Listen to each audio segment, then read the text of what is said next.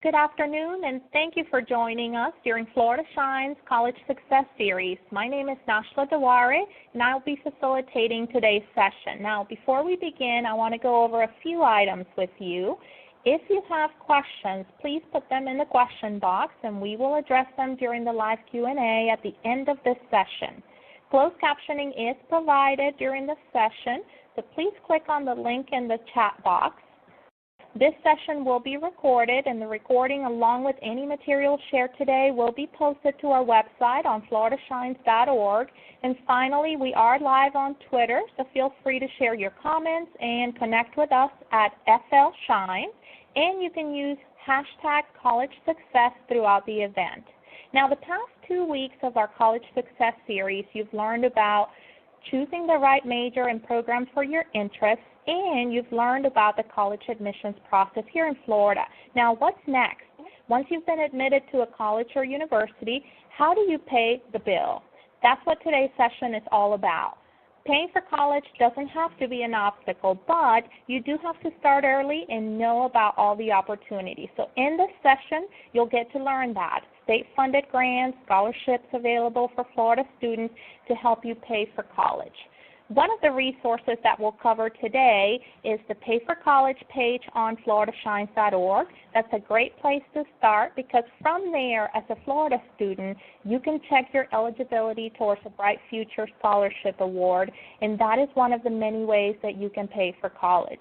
Now, to tell us more about the opportunities for financial aid, I'd like to introduce Pedro Hernandez. Pedro is an outreach representative for the Office of Student Financial Assistance here in the Department of Education. He brings valuable knowledge and experiences from his financial aid and student loans background. We are very excited to learn not just about Bright Futures, but the many other financial aid opportunities today. Pedro, thank you for joining us. Thank you, Nashla. Thank you for that great introduction.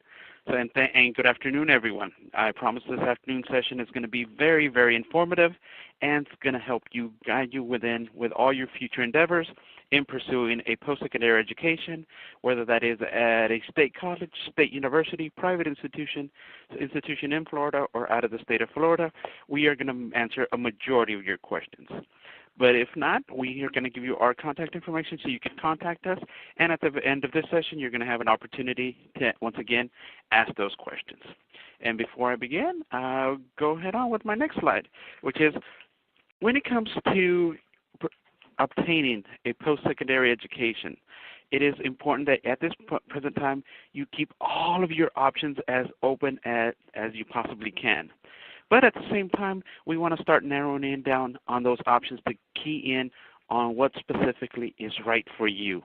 You as an individual, you as a student, you as a future professional in the state of Florida. So even though you're going to be able to change your mind from here through next year, your senior year in high school, or even during your college career, it's always important to know what options are available to you and how to maximize those options. So part of maximizing those options are actually, how can you actually prepare for what the future holds? And preparing for the future holds right now gives you, once again, more options in your overall future to specifically attain the education and the future career that you want to have. So just want to make sure that's very important.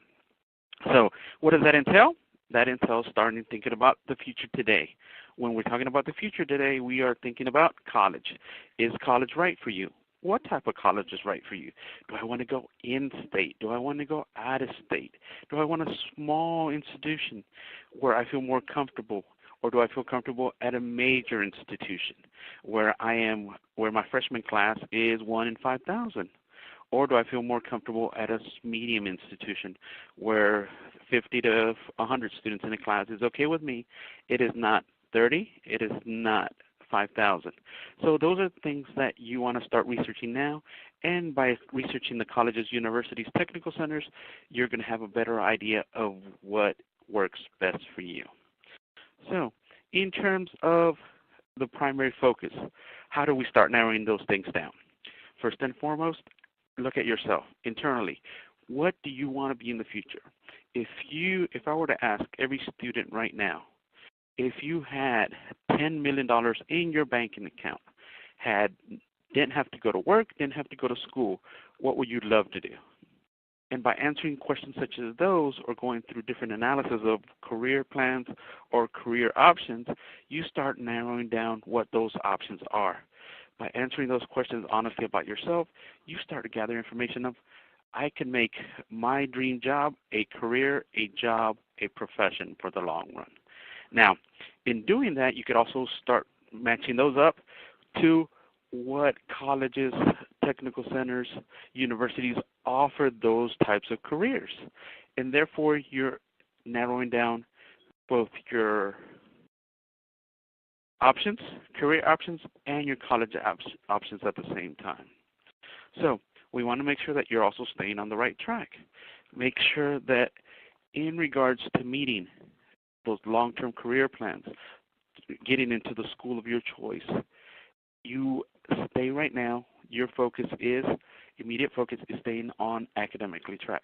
If you're presently in a pre-collegiate program, in an honors program, want to qualify for the Florida Bright Future Scholarship, want to apply for different scholarships and grants, want to qualify for a specific college or universities through making sure that you are taking all the right classes, you want to make sure that you are on the right academic track. And that begins by you asking your teachers, your guidance counselors, the schools themselves, if you are indeed taking the right classes and verifying that you are indeed taking those right classes. It is not only important to know, but to actually confirm that you are on the right track. In addition, as high school juniors this year, we highly, highly recommend start taking your SAT, ACT, PERT exams to make sure that these standardized tests are meeting the obligations, A, to get into the school of your choice, but B, what we're talking about today, more importantly, there are certain qualifications to meet in those tests to qualify, for example, for the Florida Bright Futures Scholarship, because the Florida Bright Futures Scholarship does have a requirement that you meet certain standards to qualify for the Florida Academic Scholar, the Florida Medallion Scholar, or the Gold Seal Vocational Scholarship. So it is important to A, know those standards, and B, achieve those standards before you graduate or meet those standards for the school, college, university that you're applying for.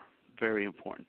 And if you go ahead and take those tests now, you could also take them next year, also prepare for them, and give you opportunity to increase your test scores so you could qualify for those test scores. And in addition to that, by taking them this year, by taking them a second time or a third time, you could possibly be increasing the knowledge and the experience that you have in taking those tests. Because these tests, the SAT, ACT, PERT exam, are standardized tests that are not unlike anything you've taken in school before.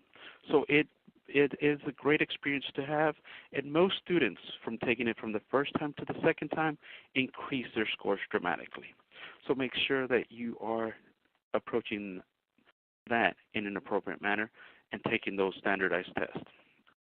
In addition to that, start researching about financial aid.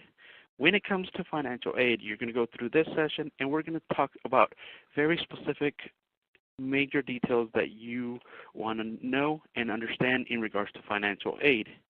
But by knowing this now, you could also start understanding the entire financial aid process, not only for next year when you guys are seniors, but through your freshman, sophomore, junior, senior years in college, and on to graduate school and professional school if you would like to do that as well. So just make sure that you understand the financial aid process, which we're going to go over today. And in doing that, you have already started either saving and budget effectively for that college or that university, because by examining, by narrowing down your career options, by narrowing down your college options, you're going to be very, very informed and a very, very conscientious person in selecting those schools, and therefore you're going to know how to save and budget effectively for those institutions. So just make sure that that is what you're doing at this time. So in regards to college, when it comes to college, if college is an option for you, there will be financial aid available to you. Now, how can I ensure that? First and foremost, let us review what financial aid is. Financial aid is money that is received from four major sources. Those four major sources are, first and foremost, the biggest source is the federal government or federal financial aid. That is money, for example, that includes the federal Pell Grant and all subsidized, unsubsidized federal loan programs. The second source of financial aid is the state that you reside in. In our case, it would be the state of Florida. In the state of Florida, we have close to $500 million in state financial aid. Most of you are aware of the Florida Bright Future Scholarship. That scholarship is a merit-based scholarship. But in addition to that, there are approximately 26 state scholarships and grants, once again totaling over $500 million in state scholarships and grants. The third source of all financial aid are the institutions themselves. That's the college, university, technical center that you will be attending. They have their own institutional funds that they provide to the to the student. And finally, the fourth major source of financial aid is private scholarships or private resources. These are all your private scholarships from either private donors, private organizations, or places that you have volunteered at, or church affiliation. Numerous private resources are considered financial aid. So in the state of Florida, we can honestly say that every student is eligible for financial aid, because financial aid is any and all monies that come from either the federal source, state source, institutional source, or private scholarships. And everyone is eligible for at least one of those sources. Now, to better understand financial aid can also be categorized as gift aid. Gift aid is things that are free. That is money that is free. From the federal source, you have the federal Pell Grant. That is free money that is entitlement to people. Gift aid from the state side, that's several state grants that are offered through our office. In terms of institutional funds, gift aid are scholarships and grants given by that institution. And all private resources are considered gift aid. There's money that you can use for your college expenses. Second way of determining financial aid is self-help aid. Self-help is, for example, from the federal government or the federal source. It would be things like a college work-study program. That means that you have a job on campus and you get paid for it. And student loans. If you do receive a student loan, you're helping yourself through an education, and that is considered self-help. Through the state, we have a state college work-study program. And for institutions also provide self-help aid.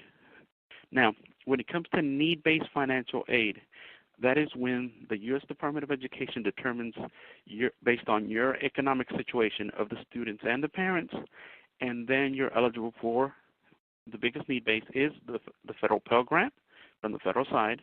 From the state of Florida, there are several need-based grants. For example, the Florida Resident Access Grant is a need-based grant. And institutions also give institutional funds based on need-based criteria. Also, merit-based criteria or merit-based financial aid. Now, this is money that is earned from the students, whether that's from the state of Florida, for example, the Florida Bright Future Scholarship. The student goes out there and takes all the right classes, meets all the requirements in terms of the tests that you take, SAT, ACT, PERT exam, GPA, test scores from the SAT, ACT, you do your community service hours, and you do your online application. And therefore, if you earned it or if you received a merit-based scholarship, you will receive that scholarship to go to a state of Florida, either state college, state university, or private institution in the state of Florida. So that is what financial aid is. In other terms, to make it very simply, financial aid is any and all money from all four major sources. That's the federal source, state of Florida, the school or institutional funds that you receive, and private scholarships. They are all available to all students by applying. So how do you apply? Or before you apply, what do these actual financial aid funds cover? Well, when you start researching your colleges and universities, you're going to know that every school has what's called a cost of attendance. And the majority of schools are going to narrow it down and use acronyms. It's going to call it the COA.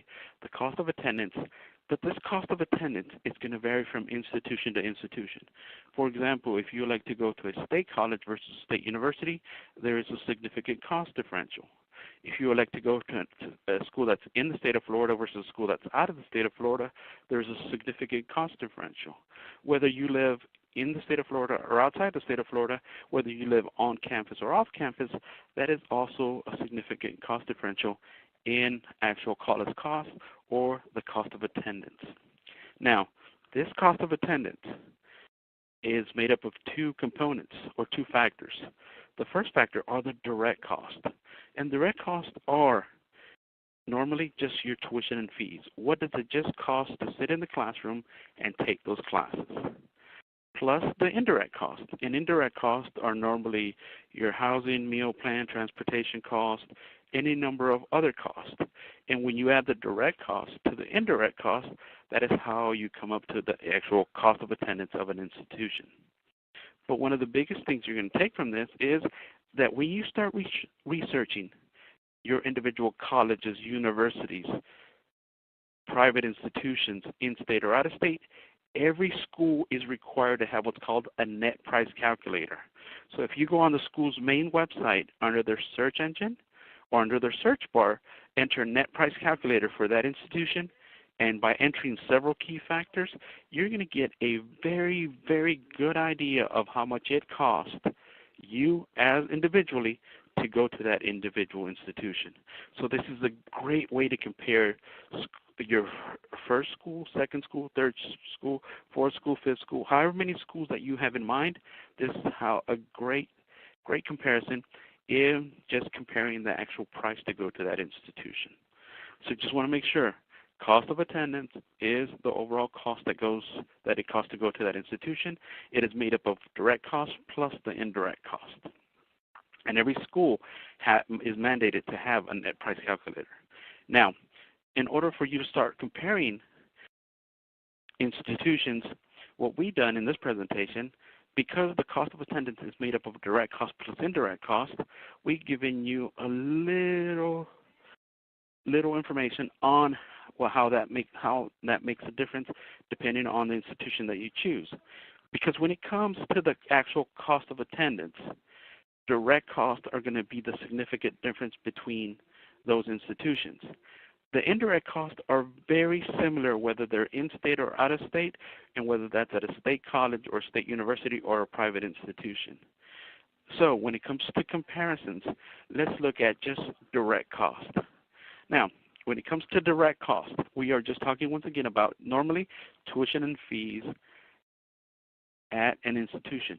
So if you were elected to go, for example, this upcoming year to a 2-year in-state institution, what is called a state college or community college, on average, just tuition and fees are about a little over $3,000.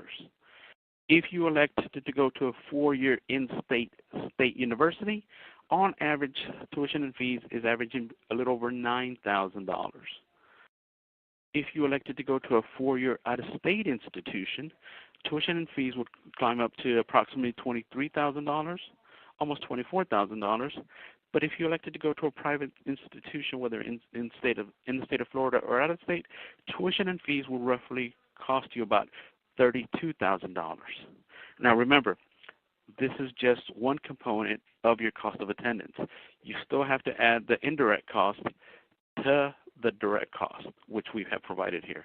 But this will give you an example of the difference between selecting a 2-year institution, 4-year institution, whether it's in-state, out-of-state, or whether it's a private institution. Now, how do we start the process of applying for financial aid or getting money to cover those costs?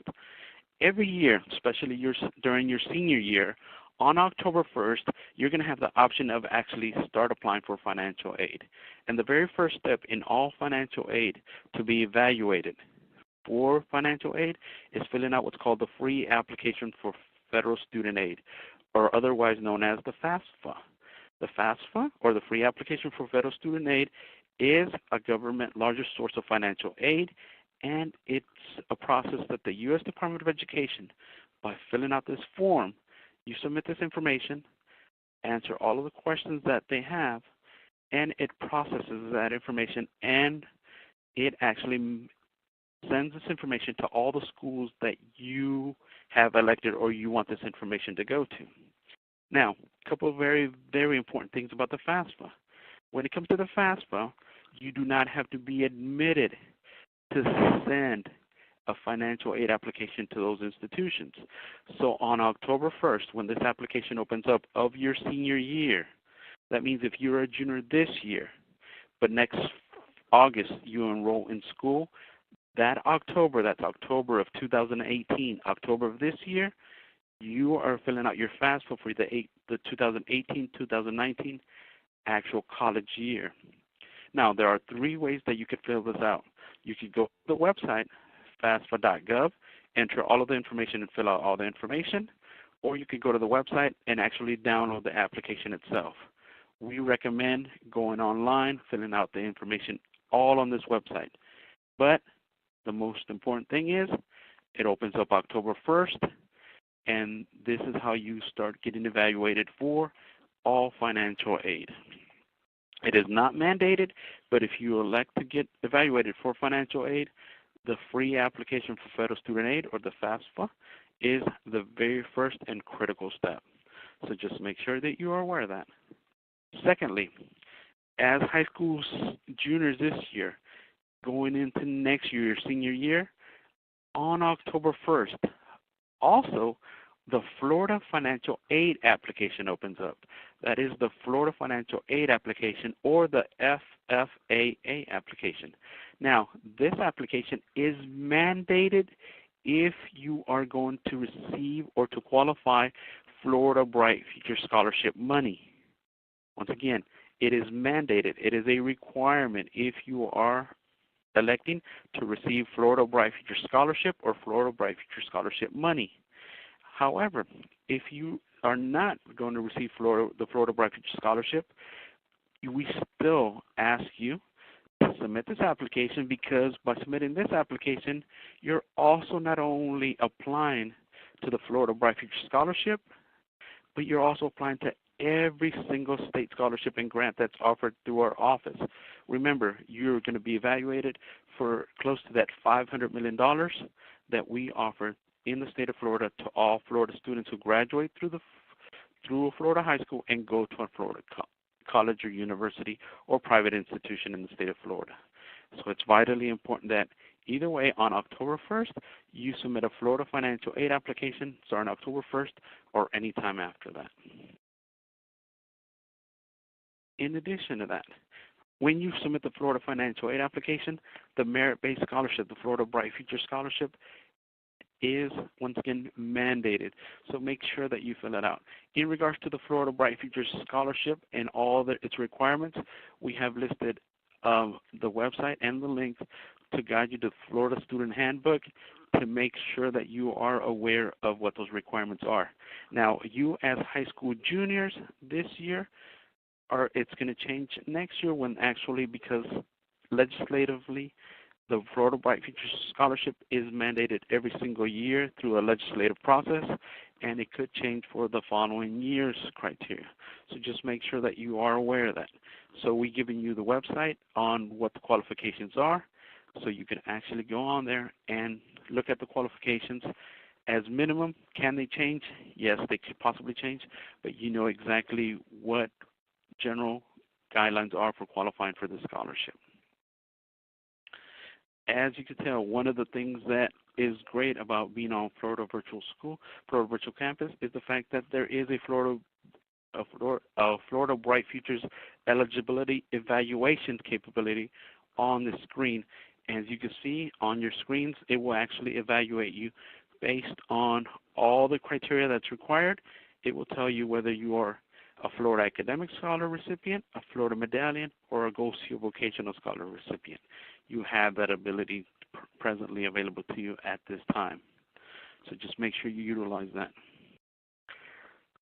Secondly, in terms of the Florida financial aid application, as you can see, these are all the numerous scholarships that by submitting the state application, it is a 15-minute application, you are going to be considered for every one of these scholarships and grants. Make sure, once again, that you submit this application. You have or you can elect to fill out this application during your senior year to be evaluated for all of these scholarships and grants. In the following year, once you are in college, all you will have to do is fill out the free application for federal student aid, or the FAFSA, and you will be automatically evaluated for federal funds, state funds, and institutional funds. It is only during your senior year that you have to fill out both the FAFSA, the free application for federal student aid, the FAFSA, and the Florida Financial Aid application, the FFAA application, to be evaluated for both state scholarships and federal scholarships at the same time. Now, the final step is applying to private scholarships. When it comes to applying to private scholarships, we recommend students to apply to as many private scholarships as you possibly can. When you as a student, at this very present time, a majority of all private scholarships are presently geared for high school seniors. But a majority of you students right now on this training session are high school juniors. But at the very end of this school year, the following day, you are then going to be considered high school seniors. You will then be eligible to apply to those private scholarships for your education after next year. So when you're going into college and after as 2018-19 high school seniors, you could take those scholarship dollars to college starting in the summer of 2019 or the fall of 2019 and the spring of 2020. So those private scholarships are there. Now, what is the biggest benefit of looking for private scholarships now? We all highly recommend that when you start looking for private scholarships and you start seeing a majority of all scholarships that are geared for high school seniors, those scholarships will more than likely be there again the following year or when you guys are classified as high school seniors. So it is important that if you gather a list of all the scholarships that you have available to you next year, you've already narrowed down all the scholarships that are available and pertinent directly for you. So we highly recommend always check with your high school guidance counselor, check with your school district, check with the actual college or university that you're going to.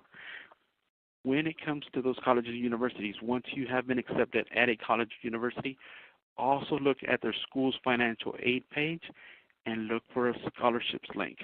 That is private scholarships given to by donors for students who are going specifically to that college or university. They normally require a separate application in addition to the FAFSA application and the Florida Financial Aid applications. So make sure that you apply to as many private scholarships as you possibly can. Now, I always get a follow-up question. When it comes to private scholarships, is there a limit? No, there is no limit on the amount of private scholarship money that you can receive. If you get enough funds to cover all the way up to your cost of attendance, that means that you are covering all of your expenses. That is a very great thing to have. Can that happen? Yes. Do a lot of students take advantage of that? Unfortunately not. That's why you as high school juniors right now have an opportunity right now to research and apply and know what scholarships are going to be available to you next year. So next year you're applying and submitting those scholarships and getting those scholarships more importantly. So that is the 3 steps that we highly recommend for you in applying and getting financial aid for the following year. So when it comes to this process, a lot of this process is very easy. I basically broke it down into 3 steps. The first step is to apply for the FAFSA application. That's the free application for federal student aid on October 1st or thereafter. Remember, you do not have to be admitted to a school to to submit the FAFSA application with the schools that you have in mind. Secondly, or the second step, apply for the Florida Financial Aid application, also which opens up on October 1st of 2018 for this year's high school juniors, next year's high school seniors. Make sure they apply to them. And third, apply to as many private scholarships as you possibly can. If at any time you have any questions or concerns with the financial aid process, make sure that you ask someone, because as you know, when it comes to these processes, if you have any question, concern, do not understand a term, always ask, because whether it is myself, staff at Florida Virtual, staff at your local state colleges, state universities, they are always there to answer your questions in regards to financial aid or any question that you have in regards to meeting academic criteria, meeting test score criteria. Ask, and we will always answer your questions or your concerns. So just make sure that you are aware that that is what we do. So in today's takeaway, 3 basic things: federal, state, and private scholarships. That's how you apply for as much financial aid as you possibly can. So I'm going to turn it over to Nasla. She's going to explain a little more about this process.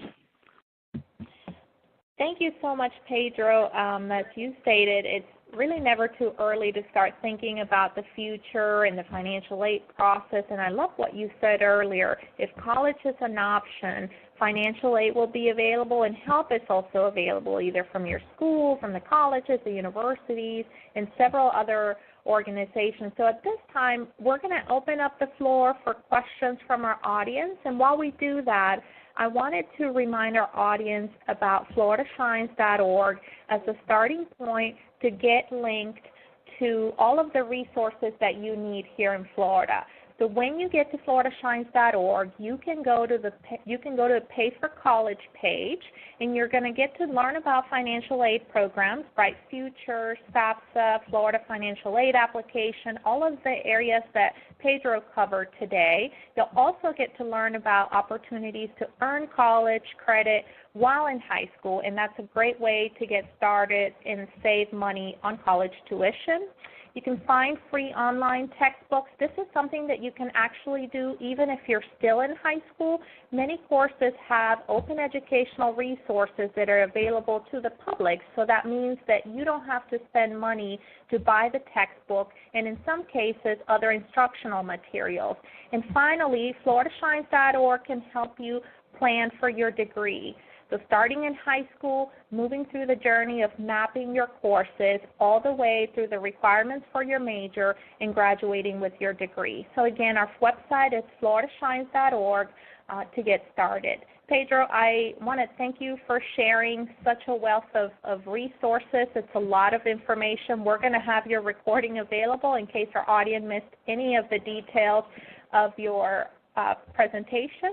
We're getting a lot of questions for you. If you don't mind, we're going to get started with the Q&A part of the session. Okay, I'm ready. So our first question, Pedro, it may be something that we didn't cover, but we wanted to know, or somebody in our audience wanted to know about information for armed forces, financial aid opportunities, or maybe a place where they can start. Correct. When it comes to anyone in the armed forces, there are the process is exactly the same for personnel who are in the armed forces. They would apply for if they are just themselves in the armed forces, or their students are sons or daughters of people who are in the armed forces. The process would be the same. Students would fill out the FAFSA, the financial aid application. If the student is currently in the military or in the armed forces, they would not have to fill out the state application. They would just fill out the FAFSA application, and that would evaluate them for federal funds, state funds, institutional funds. But in addition to that, the students would go to their local VA. There's a VA within all financial aid offices, and those students who are in the armed forces or students of parents who are in the armed forces can get additional funds through the VA office or the Armed Forces offices. So that is an additional step. So all that process is an additional question for the financial aid office, but whether the students or the parents are in the armed forces, the process would remain the same. Fill out a FAFSA application. If the student has parents that are in the armed forces, the student can actually submit that information on their behalf and go through the entire process itself. So it would be a similar process and ask in the financial aid office about armed forces benefits. Thank you, Pedro. I wanted to ask you from our audience about the relationship between the financial aid application process and then the typical admissions application process. In this, maybe in your opinion, do institutions typically hold it against students if they're applying for FAFSA, or maybe if they haven't applied for FAFSA? Could it potentially hurt the student's chance of getting in? Correct. When it comes to the students submitting a financial aid application, or basically submitting the free application for federal student aid, the FAFSA, now, starting last year, all schools, when they receive that information, all they're receiving is that you have applied for financial aid at that institution. So the schools as far as 2 years ago, 3 years ago, a lot of schools were seeing not only that you applied at their schools, but you applied at several other schools. From last year to this year and moving forward, all the schools are going to receive is the fact that you have applied for financial aid at their institution. So the school's going to have no idea that you could apply to 5 other schools or 10 other schools. They just know that you could possibly be going to that institution. Now, it is also vitally important that today we talked about the financial aid process. Starting October 1st, that is the first day that you can fill out a FAFSA application and send it to up to 10 schools if you elect to do so. However, when it comes to the admissions process, the admissions process is done on a one-on-one basis at every single institution. And this is also very vitally important because when you actually get admitted to a school, that will trigger the school to look at to see if you have already filled out a financial aid application. If that is the case, that normally triggers a letter or an actual communication to the student to let them know that, yes, you have been accepted to our institution. You could log into, please create an account at our school so you could have access to our email, to our all on how to get your financial aid, when to apply for actual classes, all that information. It's normally known as a financial aid award notification. So as soon as you get accepted at a school, the school's going to tell you exactly how much money they could possibly offer you for going to that school. But at the same time, remember, the net price calculator that's available at those institutions, that is a very good tool because that tool is an estimated tool, but that estimation that they're providing through the net price calculator at every institution, it is a very refined tool. They have gotten it down to the methodology, actually represents a very, very good example of what your financial aid package could look like. But until you actually get admitted to the school, that is what triggers off the actual financial aid package that's offered to you. But majority of all financial aid offices are going to look to see when you actually filed your FAFSA application. Not when you got accepted, but when did you file it. And a majority of schools are going to process a majority of financial aid based on when did you file that FAFSA application, not when you actually got accepted into that school. So it's vitally important to notate the two differences. Thank you, Pedro. And kind of along with that application process, to step back and just reiterate and touch on a couple questions from our audience. Can they sign up or fill out the FAFSA as a sophomore, and then can they potentially do it before October 1st? Yes. Any student can actually fill out a FAFSA anytime. However, because the student is not actually ever going to apply to a school or actually get accepted, they're never going to receive an actual award letter from any school. Now, if the student actually, and what happens is if the student does not enroll during that academic year, they basically flush away or delete that actual FAFSA file.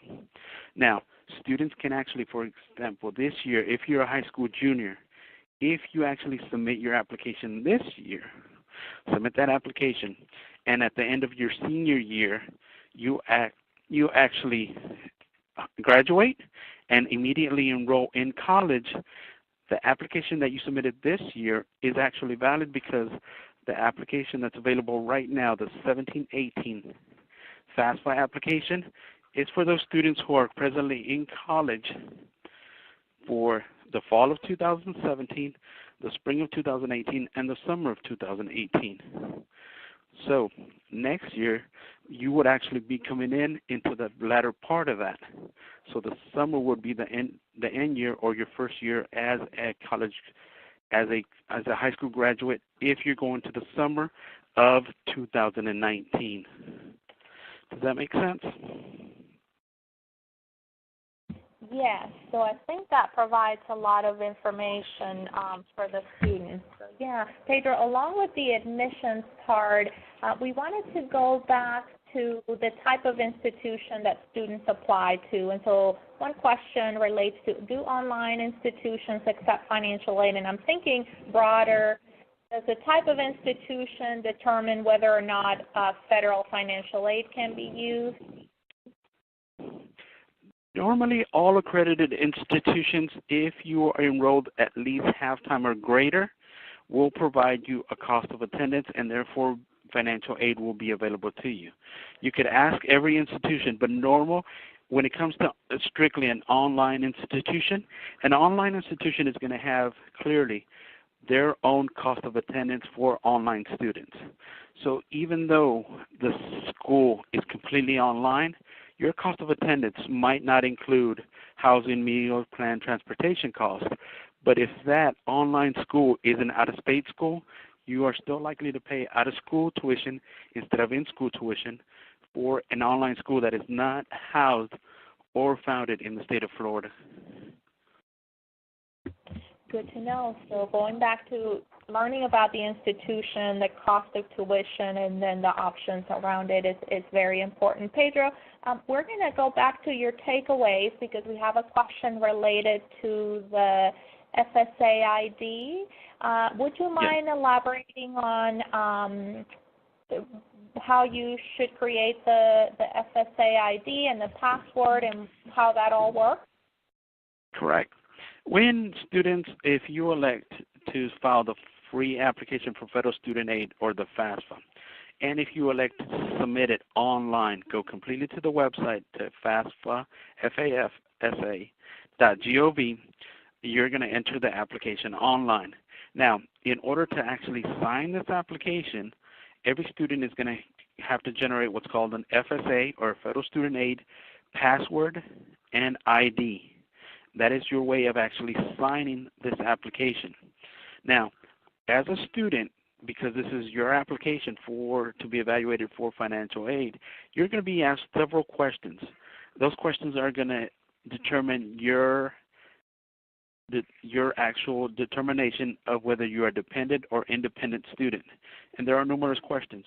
But if you answer yes to all of those questions that they ask, or answer no to all of those questions that are asked, that's going to make you an independent student. And I'll briefly go over those. Those questions are you going to be 24 years of age or older? Are you married? Do you have children? Are you a ward of the court, ward of the state that you reside in? Are you in active military service right now? Are you a veteran of the armed forces right now? Will you be enrolling in a graduate program this upcoming year? Not eventually, but this upcoming year. Are you an emancipated minor? That means went in front of a courtroom and divorced your parents. Have you at any time after the age of 13 been homeless or at risk of being homeless? If you could answer yes to any one of those questions, that makes you an independent student and you're not going to need any parental information. However, a large majority of students in high school right now answer no to every single one of those questions, and therefore that makes them a dependent student. And making a dependent student means that you're going to have to provide parental information. And if you have to provide parental information, that means your parent is also going to have to generate a FAFSA ID, an FSA ID, and a password to actually sign the application itself. So that application or that user ID and password is a process that's done within the application itself. And we highly, highly recommend you having that FAFSA ID and password. You can go online now and create that user ID and password and have it ready. So when you come October 1st, you can actually go online and submit this application and have one ready for your parents if they're willing to do that as well. All right, so definitely important to get started early if you need to get them involved as well. Pedro, we have maybe our last question, not so much related to FAFSA, but the scholarship process. Are there places where students can go to find scholarships, specifically perhaps for students with disabilities? Yes, and this is very, very important. If a student has any special needs or disabilities, if the student self-identifies with the financial aid office or with student services, a majority of all state colleges, state universities, private institutions will work with the students to accommodate any disabilities or and to assist the student in any manner possible. But it is vitally important that the student has to self-identify. If the student self-identifies, student services from either admissions office, financial aid offices, student services office will accommodate that student. But once again, the student has to self-identify. Thank you, Pedro. And we actually have one more question, if you don't mind, right before we close. In terms of Florida prepaid, does that have any effect on the Florida Bright Futures Award? Correct. Now, in terms of the Florida prepaid or any what's called the 529 plans, the educational plans, when it comes to determining your financial aid award, the schools are going to start with the student's cost of attendance, and that's going to be unique to every student based on what school you pick, whether you're in-state, out-of-state, whether you're on campus, off campus. They're going to start with your individual cost of attendance. Then, based on your FAFSA, your free application for federal student aid, that's going to determine what's called your EFC, or your estimated family contribution. That contribution is two things, but it's an index and it's a number. But if you take the cost of attendance for that school, you subtract your EFC, or estimated family contribution, what's going to be left is what's called your net financial need. Then schools are going to award you federal funds if eligible, state funds if eligible, institutional funds if eligible. Your 529 plan is based on your FAFSA is already included in that calculation, because part of one of the questions on the FAFSA application is, do you have a 529 or a college savings plan? So it's going to include it in there. But once you get to the school, once your award is based on cost of attendance minus EFC, then they start giving you federal grants, state grants, institutional grants, and then they route in your Florida prepay or your 529 plan to pay for school. So, but however, it does not affect your eligibility for the Florida Bright Future Scholarship, because the Florida Bright Future Scholarship is a merit scholarship. It does not rely absolutely on any financial eligibility or financial need. If you meet all the requirements and you enroll in a Florida school, you're eligible for that scholarship. All right. Thank you so much, Pedro. So many ways that you can get money from different channels to pay for your tuition. So I want to thank you for sharing all that information today and answering our audience's questions. We appreciate you taking the time out of your schedule. We know this is a busy time for you, so thank you. I also want to thank our audience for joining us today to learn more about the opportunities that Pedro shared with us to pay for college. We are excited that you now have the tools to help you get ready and help you get started with applying. So now that you've begun the financial aid process, it's also important that you consider your education plan and your career goals. So how can your career and your college education get you to the job of your dreams? I'd like to invite you to join us next Wednesday for our next session of the College Success Series, which is all about discovering career options for you. So that should close the loop on the College Success journey, and that's next Wednesday, our last College Success Series, April 25th at 3 p.m. Eastern Time. And to sign up, you can go to FloridaShines.org. Now, as a reminder for today, we've had some questions. The recorded session for today, along with any materials and resources that Pedro has shared with us, will be posted to our website, FloridaShines.org. So again, thank you, Pedro, and thank you all for joining us today. Thank you, guys. And my contact information is up there, so if you have questions or concerns, please contact me, email me. Thank you.